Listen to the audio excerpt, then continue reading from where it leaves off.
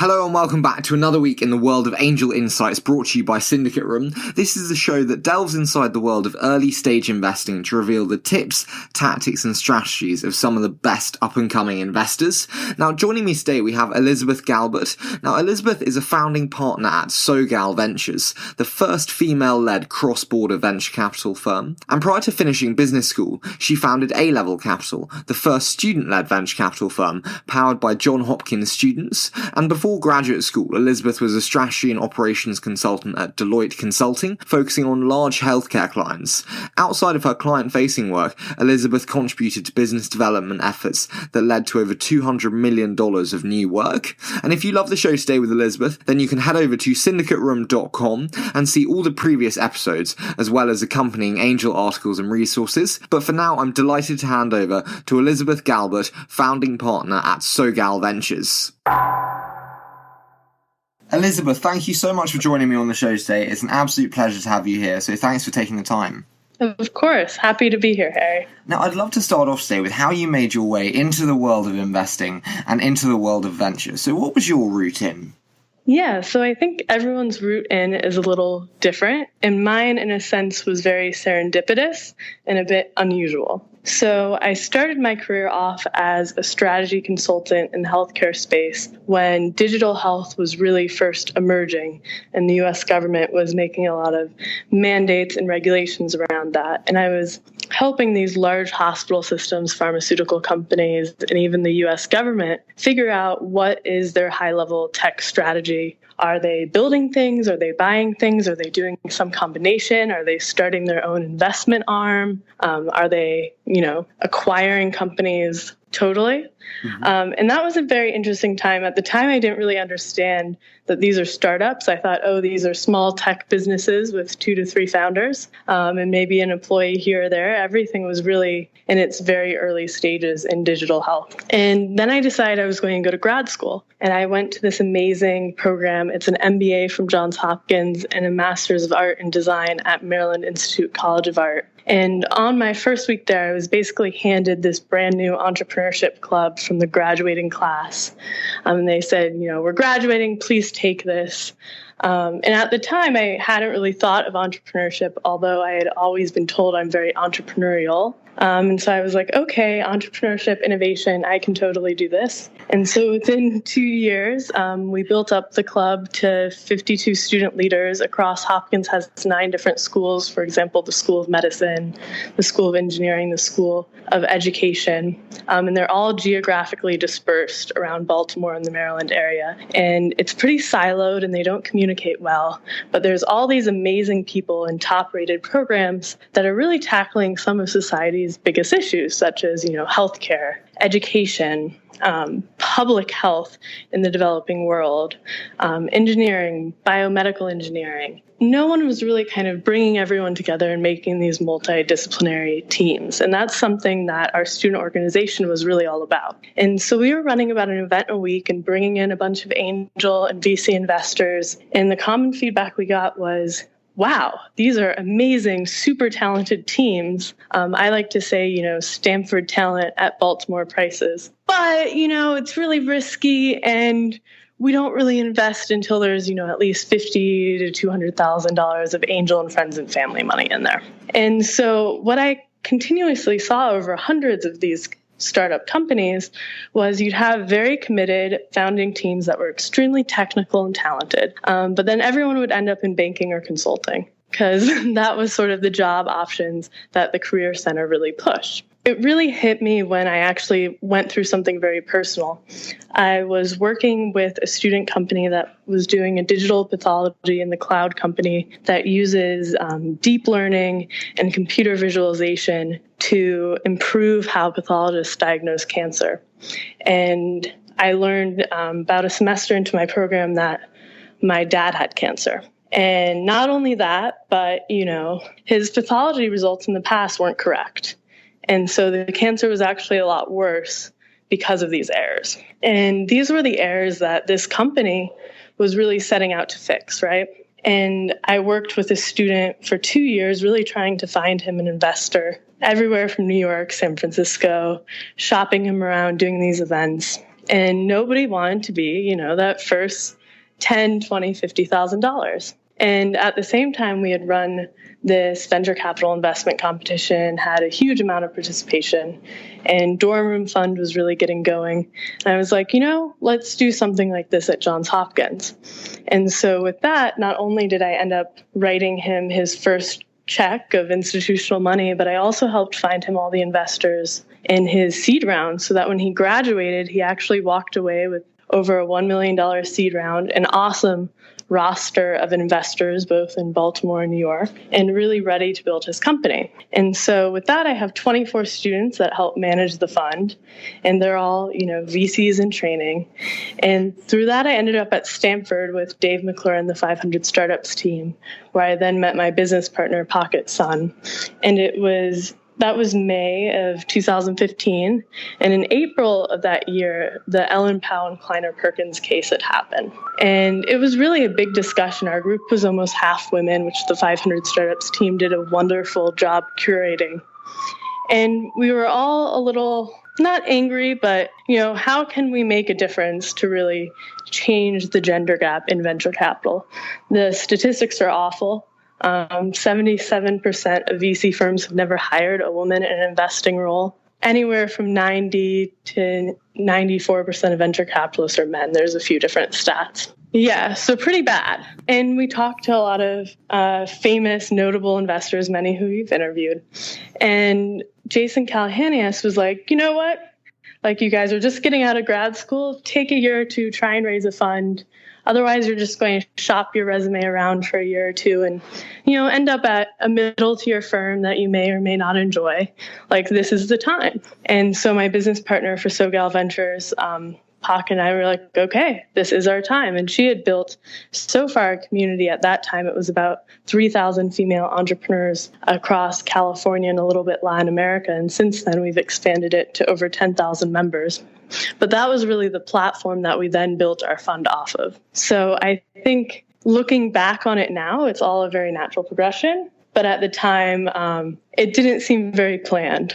No, but a brilliant story all the same. And I mean, I'm intrigued though, were you nervous in terms of taking the institutional checks, coming straight out of college and university and utilizing the networks that you had? Was that nerve-wracking considering the lack of traditional venture experience that often is prevalent in our industry?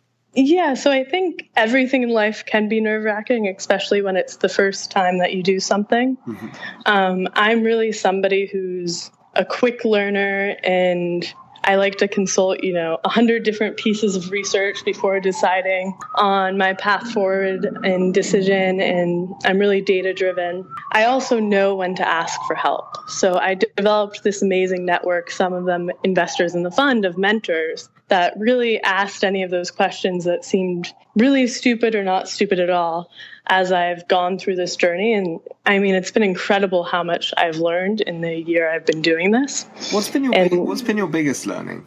My biggest learning is I think that definitely everything's a bit like idealized in the media, and it creates this disconnect where entrepreneurs may not understand the complexity that VCs are dealing with on the back end. For example, raising money, reporting to your limited partners, all the legal work that goes into a deal. There's some deals have thousands of pages of legal work. And I think everyone thinks, it's like a very fast process where it's, okay, you raised $1 million, you're off to the races, and it all happened within a day. And that's not true. There's so much work that goes on both the entrepreneur side and the venture capitalist side. That's really important to know that you're getting into a partnership, and it needs to be a very transparent partnership, and it needs to be a very mutually beneficial partnership. And that takes time to build, both from a legal structure, investment structure, but then also your personal relationship as investor and entrepreneur. In terms of timeframes, I'm always intrigued as to different investors' levels of diligence.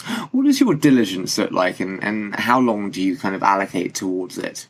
Yeah, so it really depends. For something like that digital pathology company where I had been building the relationship with the founder for 2 years, I knew so much about the market and I had basically been doing research for 2 years. It can move pretty quickly, in a matter of a couple days.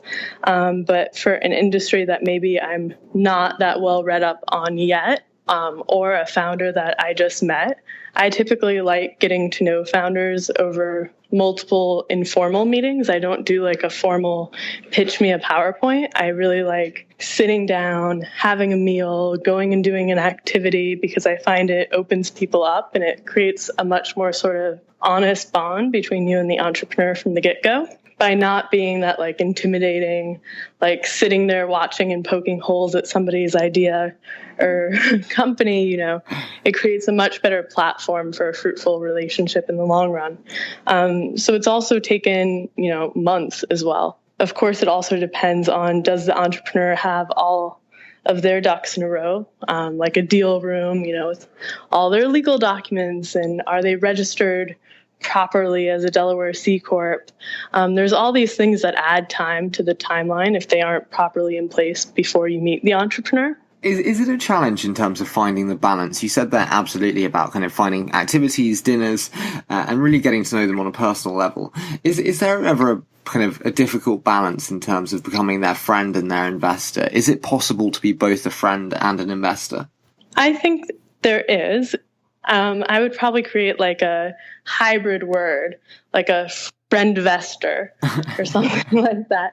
Because in the end of the day, right, it is a business relationship. Absolutely. But that doesn't mean a business relationship can't also be a friendship. And what I like to tell especially young entrepreneurs is this is a multi-iteration game. I'm a big game theory fanatic. But, they're not playing a single iteration game. So it's really important to not burn bridges in any iteration of your company or companies, right? Like if somebody's in their 20s now, they're going to have a completely different company, likely in their mid-30s. And then they might be an investor in their 40s or some different arrangement of that. But the person and your reputation and your integrity and what people think of you, that stays the same no matter what company you're at or fund you're at, right?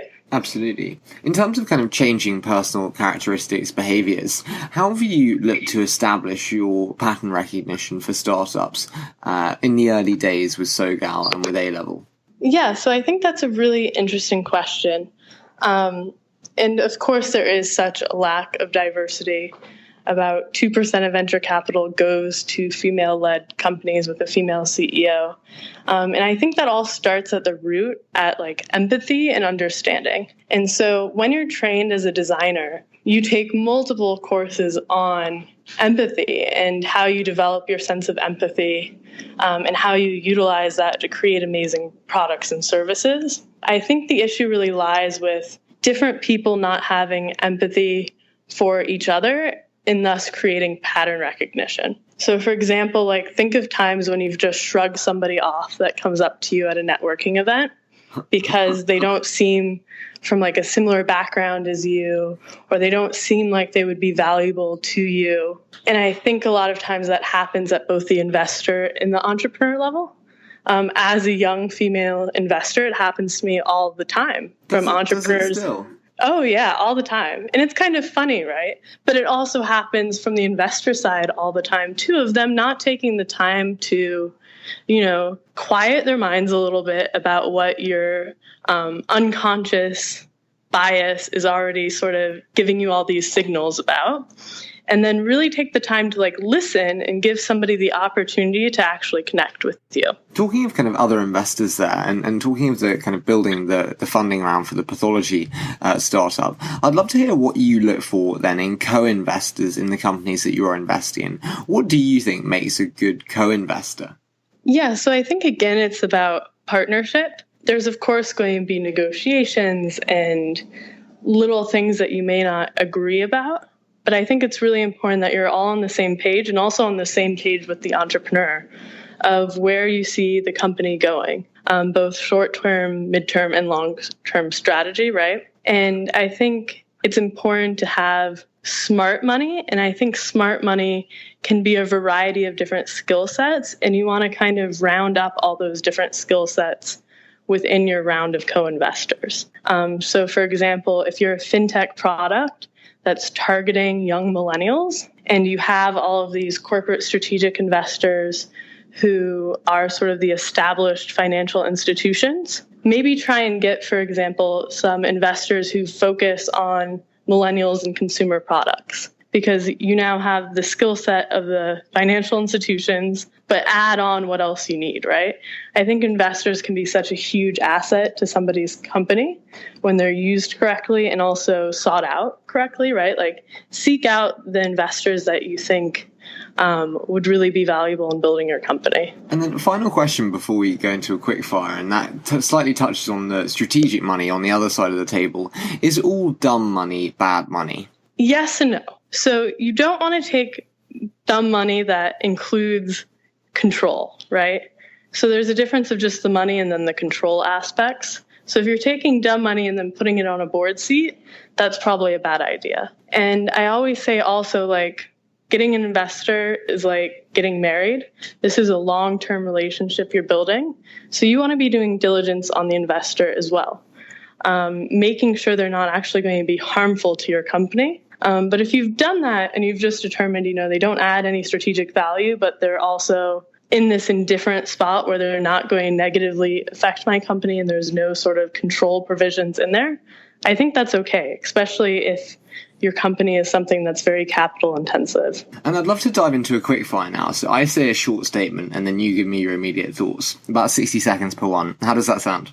Sounds good. So let's start with the biggest challenge in establishing Sogal. Changing the paradigm in what folks think a venture capitalist can be.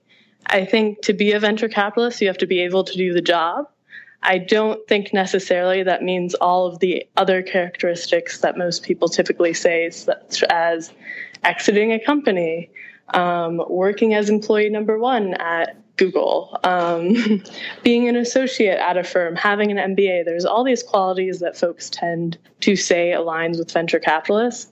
But at the end of the day, you just have to do your job, right? Which is helping your portfolio companies and making as much money possible for your investors in the fund. And then what's the vision for Sogal? Well, 5-10 years time, what's the roadmap ahead? Yeah, so Sogal is going to be a global brand. So not only are we going to really change the diversity gap in just venture capital entrepreneurship, but we have a lot of fun plans for the future of expansion in different types of industry, product, and service verticals. What's your favorite investing resource? It could be a blog, it could be a newsletter, it could be an author. What's your favorites? My favorite is probably I have like a whole list of both blogs and newsletters I get every day. Okay. And I put them automatically into a file and then read them all at once. And I think just the differences of opinions, right, and getting it from all angles, that's what's my favorite and very valuable. Do you have one favorite one? Like mine would be Mattermark Daily. I love Mattermark and what Danielle's been building. So that's definitely in there. Definitely like Mattermark, CB Insights, PitchBook. I actually love Bloomberg Business Week on like a printed out version. And then, of course, all the blogs like Fred's, Brad's, Joanne Wilson's, and many, many more. And then let's do, what do you know now that you wish you'd known when you started out pre-A-level? I probably wish that I had more confidence in that I could do this. There were definitely a couple months where both my business partner and I were struggling on a confidence spectrum. Mm-hmm. There were a lot of established investors that were really kind of putting us down and questioning our ability to accomplish what we set out to do. And luckily, because we have such a strong partnership, Pocket and I with Sogal, we were able to kind of pull each other out of these lacking confidence moments. Yeah. And that's what's really good about having a fantastic co-founder. But if I would go back, I would probably just put like a big sign on my mirror that's like, you can do it, stop being stupid, and like run, go forth and conquer. And then I want to finish on your most recent public investment and why you said yes. So one would be Sonovex Surgical, which is a super cool medical device plus software play that basically helps after a skin graft technique make sure that the blood flows correctly in the veins and that it doesn't happen to be like a failed surgery where they have to go do surgery again. And the reason I invested was it was just this amazing team from Johns Hopkins with great technology. And I like to really invest in healthcare products where there's a lot of broken value. So in this, for example, if you have to do the surgery again, the hospital doesn't get paid for it because they say it's the hospital's mistake and they don't receive any reimbursement. Wow. So there's this huge issue, right? And of these enormous hundreds of thousands of dollars of costs, plus, of course, the patient suffering a much worse patient outcome. When I look at healthcare investments, I really look at who in the system is taxed. The American healthcare system is extremely complex with insurers, the patients, the providers, different layers of providers. And with any given problem, there's multiple stakeholders getting what I call taxed, right? Where the value isn't optimal. And so I like sort of looking at where can you sort of bridge those value gaps and either reduce costs and or increase revenue and profit. Well, Elizabeth, it's been such a pleasure having you on the show today. Thank you so much for giving up the time to join me, and I look very forward to seeing the growth of Sogal. Yeah, thank you so much, Harry. And a huge hand to Elizabeth for giving up her time today to appear on the show. Absolutely fantastic to hear her journey with Sogal. And if you love the episode today, then head over to SyndicateRoom.com, where you can find a whole host of podcast episode, articles, resources, all on early stage investing. As always, we so appreciate your support listening to today's episode and look very forward to bringing you next week's episode.